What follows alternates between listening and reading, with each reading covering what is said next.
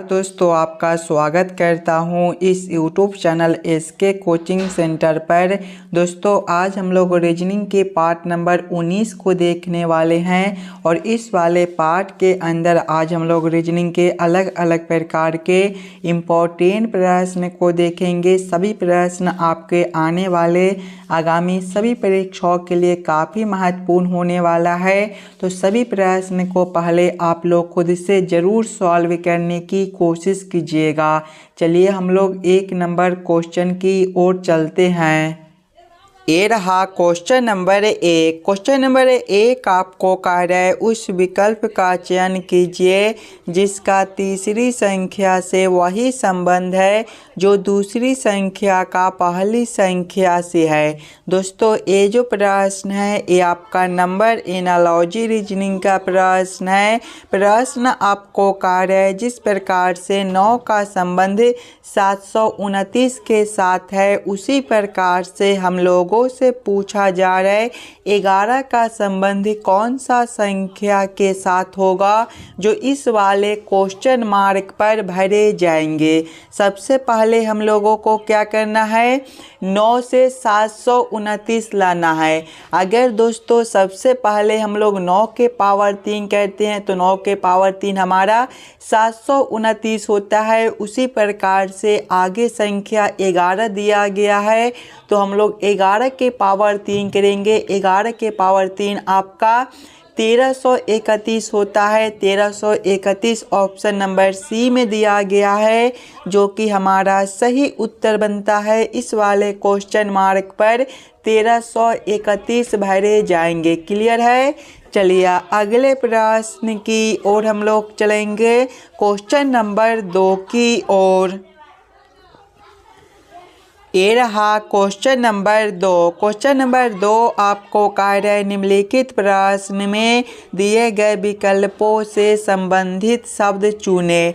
दोस्तों ये भी प्रश्न एनालॉजी का ही प्रश्न है। प्रश्न आपको कह रहा है जिस प्रकार से लेखक का संबंध कलम के साथ है उसी प्रकार से हम लोगों से पूछा जा रहा है दर्जी का संबंध कौन सा शब्द के साथ होगा जो इस वाले क्वेश्चन मार्क पर भरे जाएंगे। अगर आप लोग ध्यान से देखिएगा तो लेखक जो है लिखने के लिए कलम का उपयोग करता है, उसी प्रकार से दोस्तों दर्जी जो होता है कपड़े सिलने के लिए सुई का उपयोग करता है। यानी कि इस वाले क्वेश्चन मार्क पर आपका सुई भरा जाएगा। सुई कौन सा ऑप्शन में दिया गया है, तो सुई ऑप्शन नंबर बी में दिया गया है जो कि हमारा सही उत्तर बनता है। चलिए अगले प्रश्न की ओर हम लोग चलेंगे, क्वेश्चन नंबर 3 की ओर।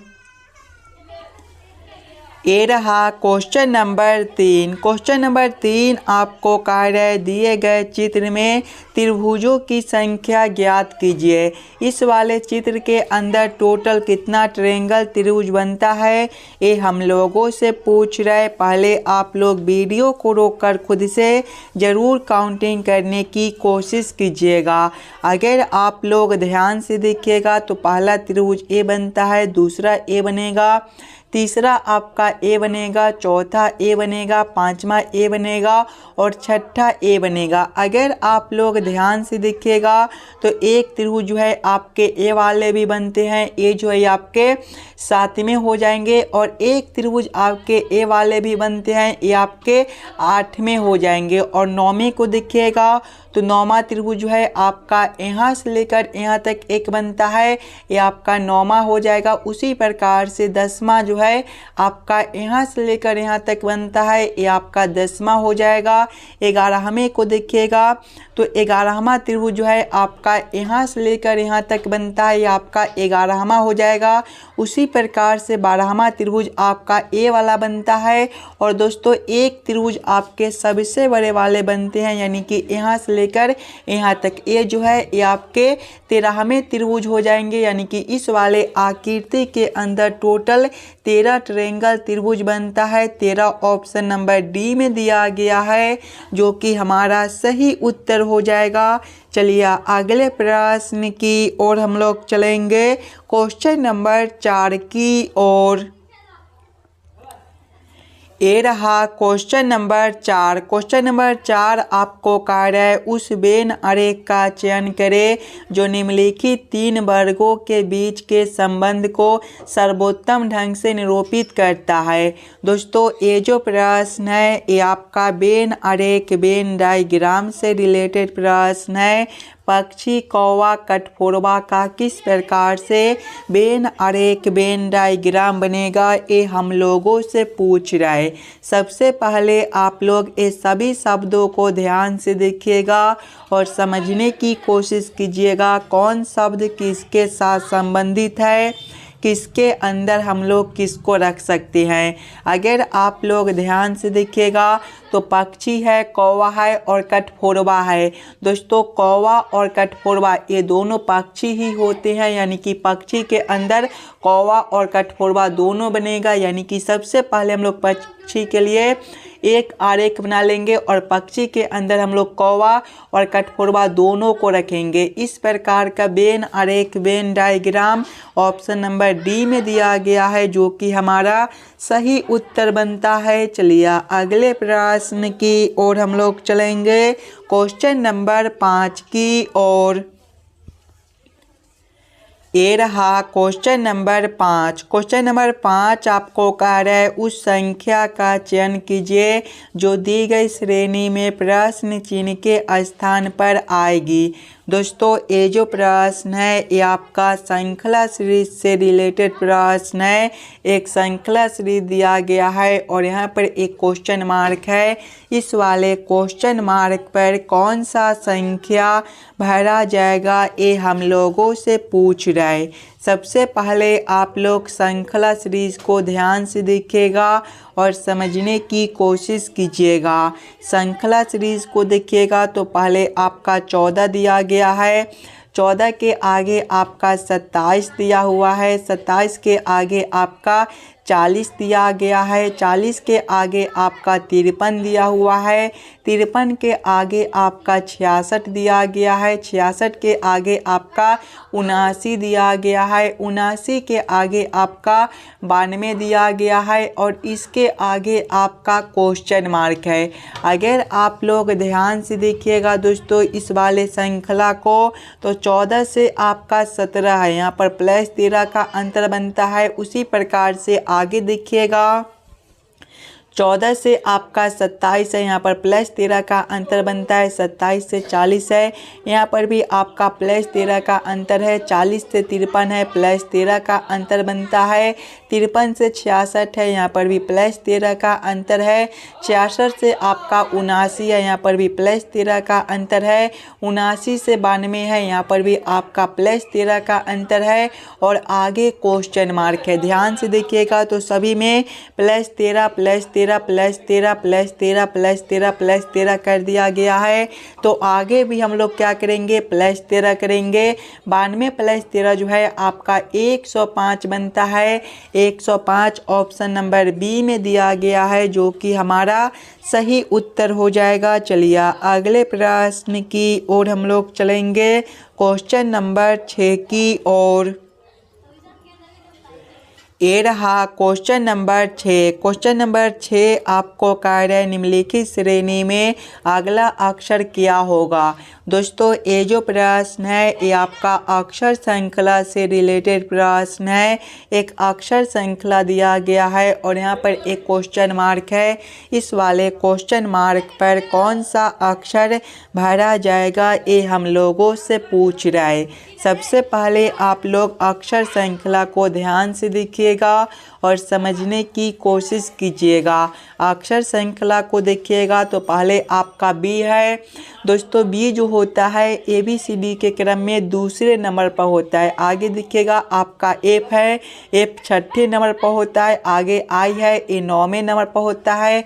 आगे एम है, ये 13वें नंबर पर होता है। आगे पी है, ये 16वें नंबर पर होता है। आगे टी है, ये 20वें नंबर पर होता है और आगे आपका क्वेश्चन मार्क है। अगर आप लोग ध्यान से देखिएगा तो 2 से आपका 6 है, यहाँ पर +4 कर दिया गया है। 6 से 9 है, यहाँ पर +3 है। 9 से 13 है, +4 है। आगे देखिए 13 से 16 है, +3 है। 16 से 20 है, +4 है और आगे क्वेश्चन मार्क है। अगर आप लोग ध्यान से देखिएगा तो एक बार +4 है तो एक बार +3 है। यहाँ पर +4 है तो अगला अंतर +3 का बनेगा। 20 + 3 आपका 23 हो जाएगा।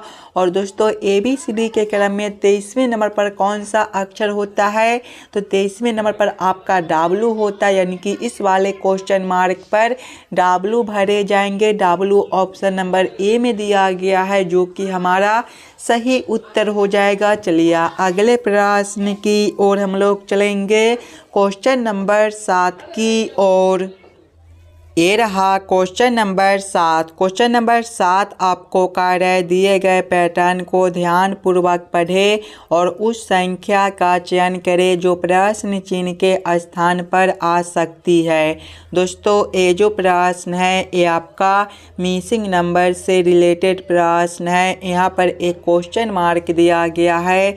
इस वाले क्वेश्चन मार्क पर कौन सा संख्या भरा जाएगा ये हम लोगों से पूछ रहा है। सबसे पहले आप लोग क्वेश्चन के पैटर्न को समझने की कोशिश कीजिएगा। अगर आप लोग ध्यान से देखिएगा प्रश्न को तो इस वाले लाइन से देखिए आपका बड़ा बड़ा संख्या दिया गया है। 135 है, 140 है और 150 है। दोस्तों ऐसे प्रश्न को पहले हम लोग इस वाले लाइन से सॉल्व करने की कोशिश करेंगे। पहले हम लोग ये समझने की कोशिश करेंगे 9, 5 और 3 से यहाँ पर 135 किस प्रकार से लिखा हुआ है। अगर दोस्तों सबसे पहले हम लोग ये तीनों संख्या को आपस में गुना करके देखते हैं तो 9 गुना 5 आपका 45 होता है और 45 गुना 3 आपका 135 होता है। तो यहाँ पर आपका 135 दिया गया है। उसी प्रकार से ये तीनों संख्या को भी हम लोग आपस में गुना करके देखेंगे तो 5 गुना 7 आपका 35 हो जाएगा और 35 गुना 4 जो है आपका 140 होता है। तो 140 आपका यहाँ पर दिया गया है, यानी कि इस वाले प्रश्न को हम लोग इसी प्रकार से सॉल्व करेंगे। तो वही सेम हम लोग आगे करेंगे। पहले ये तीनों संख्या को आपस में गुना कर लेंगे। अगर आप लोग यहाँ पर ध्यान से देखिएगा तो पहला संख्या 5 है, दूसरा संख्या क्वेश्चन मार्क है और तीसरा संख्या 5 है। तो सबसे पहले हम लोग पहला संख्या और तीसरा संख्या को आपस में गुना करेंगे तो 5 गुना 5 जो है हमारा 25 हो जाएगा। अब दोस्तों हम लोग 25 में कितना से गुना कर दे ताकि हमारा नीचे 150 हो जाए। अगर दोस्तों हम लोग 25 गुना 6 करते हैं तो हमारा 150 बनता है, यानी कि दूसरा संख्या 6 भरा जाएगा। 6 आपका ऑप्शन नंबर ए में दिया गया है, जो कि हमारा सही उत्तर बनता है। चलिए अगले प्रश्न की और हम लोग चलेंगे, क्वेश्चन नंबर 8 की ओर। ये रहा क्वेश्चन नंबर 8। क्वेश्चन नंबर 8 आपको कार्य दिए गए विकल्पों में से किन दो संख्याओं को आपस में बदला जाना चाहिए ताकि y का मान 29 हो जाए। दोस्तों ये भी प्रश्न आपके लिए इम्पोर्टेंट प्रश्न है, तो पहले आप लोग वीडियो को रोककर खुद से ज़रूर सॉल्व करने की कोशिश कीजिएगा। प्रश्न आपको कार्य किन दो संख्याओं को आपस में बदला जाए ताकि यहाँ पर y के जगह पे 29 हो जाए। ये जो समीकरण है ये आपका गलत दिया गया है। इस वाले समीकरण में हम लोग किन दो संख्याओं को आपस में बदलेंगे ताकि यहाँ पर 29 हो जाए।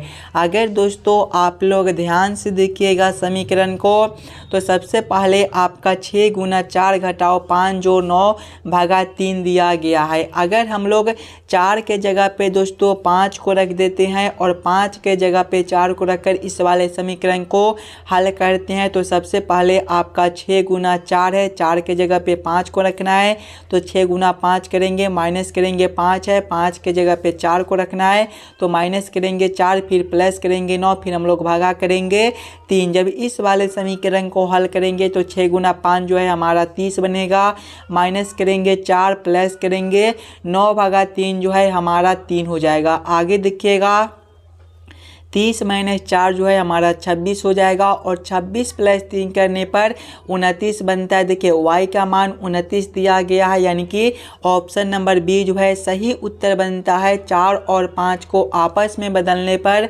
y का मान जो है 29 हो जाएगा। क्लियर है। चलिए अगले प्रश्न की ओर हम लोग चलेंगे, क्वेश्चन नंबर 9 की ओर। ये रहा क्वेश्चन नंबर 9। क्वेश्चन नंबर 9 आपको कह रहा है निम्नलिखित में से कौन नीचे दिए गए संबंध को सही तरीके से पूर्ण करेगा। दोस्तों ये भी प्रश्न आपका एनालॉजी का ही प्रश्न है। प्रश्न आप लोगों से पूछ रहा है जिस प्रकार से RPM का संबंध IGD के साथ है उसी प्रकार से XVS का संबंध कौन सा अक्षर के साथ होगा जो इस वाले क्वेश्चन मार्क पर भरे जाएंगे। अगर आप लोग ध्यान से देखिएगा तो सबसे पहले आपका क्या दिया गया है, सबसे पहले जो है आपका RPM दिया गया है और इससे क्या लिखा हुआ है, तो इससे आपका देखिए IGD दिया गया है। अगर आप लोग ध्यान से देखिएगा सिंगल सिंगल अक्षर को, तो R से आपका I है, यहाँ पर -9 है, P से आपका G है, यहाँ पर भी आपका -9 है, और आगे देखिए M से आपका D है, यहाँ पर भी -9 है, यानी कि सभी अक्षर में -9 कर दिया गया है। तो वही सेम हम लोग आगे करेंगे। आगे पहला अक्षर X है तो X -9 करेंगे तो आपका O बनेगा। आगे भी है, जब हम लोग भी -9 करेंगे तो आपका जो है M बनेगा। आगे देखिएगा आपका S है, S -9 करने पर आपका जो है J बनेगा। कौन सा ऑप्शन में OMJ दिया गया है, तो OMJ ऑप्शन नंबर बी में दिया गया है, जो कि हमारा सही उत्तर बनता है। चलिए अगले प्रश्न की ओर हम लोग चलेंगे, क्वेश्चन नंबर 10 की ओर। ये रहा क्वेश्चन नंबर 10। क्वेश्चन नंबर 10 आपको कह रहे हैं नीचे 4 शब्द दिए गए हैं जिनमें से 3 शब्द किसी तरह से संगत है और 1 शब्द असंगत है। असंगत शब्द का चयन करें। दोस्तों हाथी, बाघ, भेड़िया और तेंदुआ, ये चारों शब्द में सबसे अलग शब्द कौन सा दिया गया है, ये हम लोगों से पूछ रहा है। अगर आप लोग ध्यान से देखिएगा तो बाघ, भेड़िया और तेंदुआ आपका मांसाहारी जानवर है, जबकि हाथी ये आपका शाकाहारी होता है। तो सबसे अलग ऑप्शन ए बनता है। तो क्वेश्चन नंबर 10 का आपका ऑप्शन नंबर ए हाथी जो है सही उत्तर हो जाएगा। आशा करता हूँ आप लोग सभी प्रश्न को बढ़िया से समझ गए होंगे। अगर आपको किसी भी प्रश्न में कहीं पर भी कोई दिक्कत हो तो हमें ज़रूर कमेंट करके बतलाइएगा। चलिए हम लोग मिलते हैं आपसे अगले वीडियो में।